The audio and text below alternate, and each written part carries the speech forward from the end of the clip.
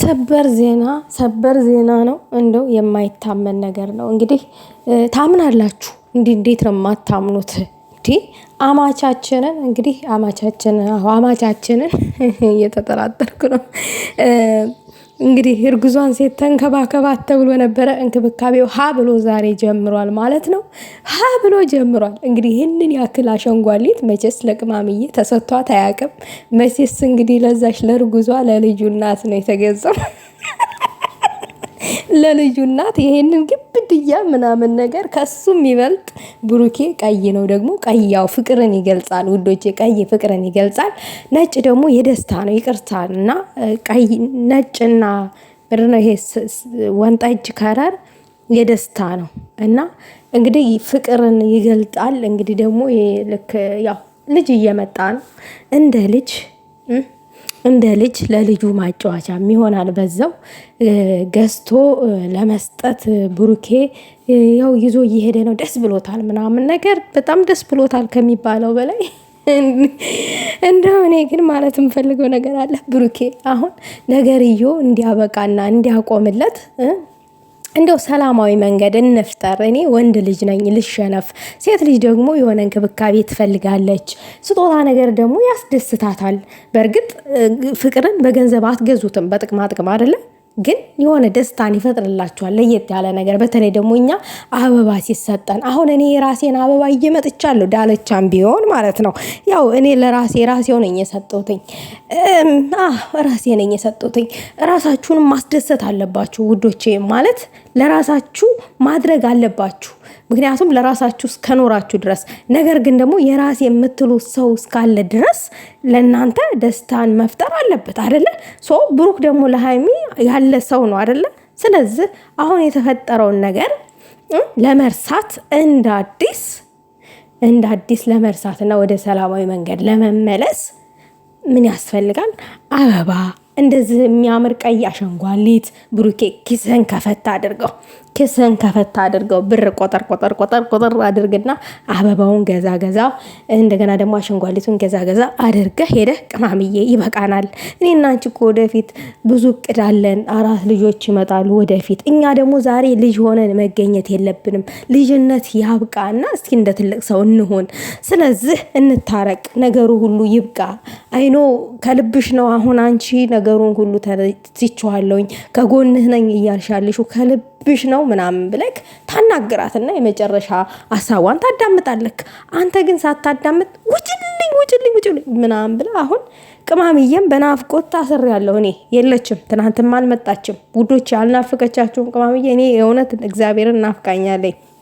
ዛሬ ትመጣ ይሆናል፣ በተስፋ እንጠብቃለን። ግን እንደዛ አድርገህ ሴት ልጅ መንከባከብ ግድ ይላል።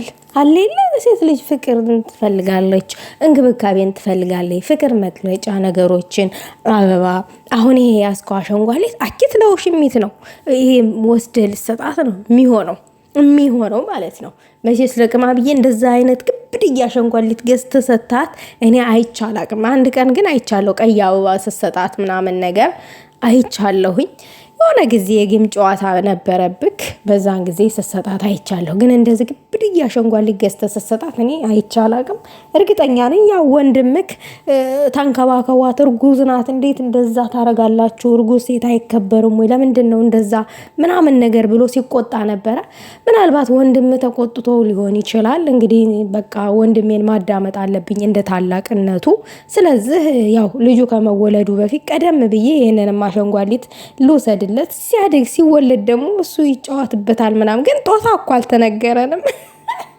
ሴት ነው ወይስ ወንድ ነው? ግን የእዩ እርግዝና በጣም ፈጠነ። ምን ነው ቶሎ ነው ሆዷ እያደገ ያለው? ምን እንግዲህ ውዶች እንደዚህ ቶሎ የሚረገዝ ከሆነ ቶሎ ልጅ ተረግዞ ድግ የሚል ከሆነ ሆድ ለምንድን ነው ውዶቼ? እንዳታስቡ 30 40 ምናምን አመት ሲሆነን ሄደን እንወልዳለን እንዳታስቡ። አሁን ፈታ ብላችሁ ስሩ። ደግሞ በቅኔ መሳደብ ጀምሯል ወንድምክ ምን አህያ ምናምን ነገር እያለ አህያ ለጥፏል። እንደዛ ይደረጋል። ግን ቅማሞችዬ ምን ቅኔው ግን ገብቷችኋል? ያው እንደ አህያ አትጩሁ አታናፉ ነው። እንደ አህያ አትጩሁ። እንደገና ደግሞ አህያ ናችሁ ነው። አዎ እኔ ለእናቴ አህያ ነኝ እኔ በበኩሌ። ምክንያቱም ምንድነው ከሀገሩ የወጣ ሰው አገሩ ውስጥ ይመለስ፣ ቢጋልቡት ፈረስ ቢጭኑት አህያ ይባላል ተረቱ ራሱ ማለት ነው። ስለዚህ ያው እንደ አህያ ተፎቅ መሬት ስነዳ ከመሬት በር ላይ ቃለ መቀበል እኔማ 100 ጊዜ በላይ ነው በር ላይ የሚሄደው ማለት ነው። ስልክ ተውት፣ ስልክ ከ200 በላይ ነው ስልክ በቀን የሚደወልልኝ እና በቃ እንደ አህያ ራሱ አህያ እንኳን የሆነ ገለባ ነገር ተጥሎልን ለመብላት ረፍት ያደርጋል። እኔ ረፍት የለኝም እንደ አህያ ስነዳ ነው የምውለው። እና ምንም እኮ ማለት አይደለም ግን በቅኔ እንደዛ አህያ ምናምን ብለህ የምትሰድባቸው ሰዎች ናቸው አንተን ቻናልን ሰብስክራይብ አድርገው ላይክ አድርገው ዛሬ ዶራን እንድትቆጥር ያደረጉ። ሪስፔክት ማድረግ አለብን። የምሬ ነው ውዶቼ። እኔ ከሌ አልልም። እኔ በነ ሃይሚ በነ ቡሩኬ ምናምን ነገር እነሱም ብላችሁ እኔን ለምትከተሉኝ ሰብስክራይብ ላደረጋችሁኝ እግዚአብሔር ያክብርልኝ። እኔ ከሚባለው በላይ ለእናንተ ትልቅ ክብር አለኝ። ምክንያቱም እናንተም ስደተኛ እህቶቼ ናችሁ፣ እኔም እንደዛው ስደት ላይ ያሉ ነኝ። በጣም ትልቅ ክብር አለኝ ለእናንተ። የምሬን ነው የምላችሁ ከሚባለው በላይ። እኔ ከሌ ሰደበኝ ለምን እንደዛ አደረገኝ እምል ሰው አይደለሁኝም። ምናልባት ያኮ ሰው የሰደበኝ ብሩኬን ስለተናገርኩት ይሆናል፣ ሃይሚን ስለተናገርኳት ይሆናል። ምክንያቱም ለነሱ ትልቅ ቦታ ስላላቸው እኔ ያልሰጡትን ቦታ ያ ሰው ሰጥቶ ሊሆን ይችላል ብዬ ነው እንጂ የምንረዳው።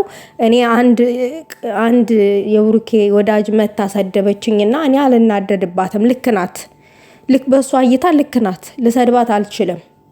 ገባችሁ? እኔ በጣም ክብር አለኝ ለሁላችሁም ማለት ነው። ለሁላችሁም በጣም ትልቅ ክብር ነው ያለኝ እና አክብር። የምር ያከበሩንን ሰዎች አክብረውን ወደውን የተከተሉንን ሰዎች የማክበር ግዴታ አለን።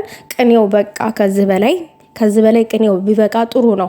አህያ ውሻ እየተባሉ እየተሰደቡ እኔ የምለው ከመሬት ብድግ ያረጉና ማለት ነው መጨረሻ ላይ ልክ እንትን ይባላሉ፣ ይሰደባሉ። ለምንድን ነው ግን እኛ አረብ ሀገር ያለ ነው ማለት ነው። ለምንድን ነው ግን ማለት እጃችን አመድ አፋጅ ሆነው?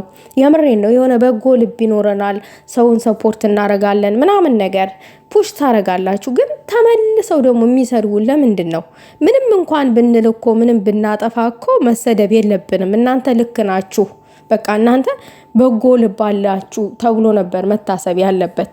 መሰደብ ለምን? ልክ እንደ ደደብም የሚቆጥሩን አሉ። ይሄ መሆን የለበትም። የምር ይሄ ማለት የተሰጣችሁን ክብር ነው እያጣችሁ ያላችሁት። ያ ሰው ብልጥ ከሆነ እኮ ይማራል። ያ ሰው እኮ ዳግምም ላያይህ ይችላል። እና ብናከብራቸው እነዚህ ልጆች ጥሩ ነው። ቻናል ሳይኖራቸው ቲክታክ ላይ ቻናላችሁን ሼር እያደረጉላችሁ ምናምን ነገር ሰፖርት እያደረጓችሁ ማለት ነው። እንደውም እኛን ጥቃቅን ዩቲዩበሮችን ሰፖርት አያደርጉም። በጣም ክፉ ሰዎች አሉ። ሰብስክራይብ ራሱ ማድረግ የማይፈልጉ አሉ። ደግሞ ቅን የሆኑ ልጆች ሰብስክራይብ የሚያደርጉ ሼር የሚያደርጉ እኛም እንድናድግ እንዲያልፍልን ሰው እንድንሆን የሚጥሩ ሰዎች አሉ። በዛው ልክ ማለት ነው። እናንተ የሚሰጡትን ቦታ ለኛ ሩብ ሰጥተውን አያውቁም። ነገር ግን ደግሞ እንደዚህ ዝን ያክል ቦታ ካላቸው ለእናንተ ለምን አታከብሯቸውም? አንድ ጊዜ አህያ አንድ ጊዜ አሮጊት ምናምን ለምን አስፈለገ?